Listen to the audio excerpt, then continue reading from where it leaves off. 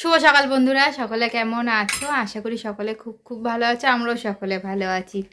আর Mampi's kitchen daily লাইফস্টাইলের নতুন একটি ব্লগে সবাইকে স্বাগত। বন্ধুরা, দেখতেই পাচ্ছ পুরো রেডি হয়ে নিয়েছি, একটা জায়গায় যাচ্ছি। কোথায় যাচ্ছি না যাচ্ছি সমস্ত কিছুই আজকে তোমাদের সাথে শেয়ার করব। আর ওইদিকে মা রেডি হয়ে বুসকুসোনাকে খাওয়াচ্ছে। ওই দেখো বুসকুসোনাও রেডি। এখন মিনিমাম হচ্ছে কিনা 11:15 বাজে। তো দেখতে থাকো, আশা করি আজকের ব্লগটা খুব ভালো লাগবে। যদি ভালো লেগে থাকে অবশ্যই লাইক শেয়ার এবং কমেন্ট করো, আর প্রচুর প্রচুর শেয়ার করো বন্ধুরা। আর অবশ্যই এখনো পর্যন্ত আমার চ্যানেলকে যারা সাবস্ক্রাইব করি না অবশ্যই সাবস্ক্রাইব করে দিও। আর পাশে থেকো বন্ধুরা সকলে, তোমরা আশা করব ভালো লাগবে তোমাদের সকলে, যেহেতু আজকের ব্লগটা একটু অন্যরকমভাবে তৈরি করছি।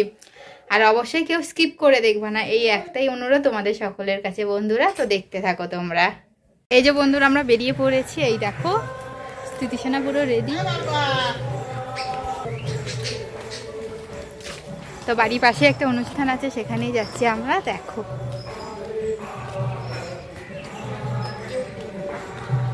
তোমরা হয়তো শুনতেই পাচ্ছ গান।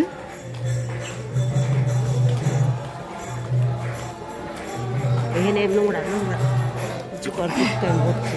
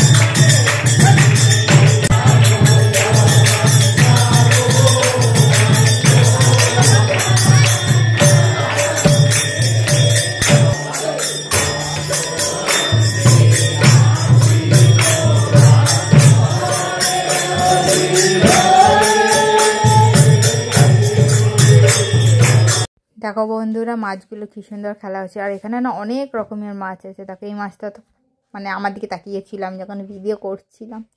তো তোমরা বুঝতেই পারলে একটা অনুষ্ঠান, মানে আমাদের হচ্ছে কিনা, আমরা যেহেতু খ্রিস্টান বন্ধুরা, তো আমাদের এখানে একটা সভা জাতীয় তোমার অনুষ্ঠান করা হয়েছিল, সেখানে আমরা এসেছিলাম। তোমরা অনেকেই হয়তো যারা খ্রিস্টান তারা এই জিনিসটা জানো, এটা সেবক সমিতি টাইপের। তো বন্ধুরা যারা জানো না তারা দেখো, আশা করি ভালো লাগবে তোমাদের সকলেরই।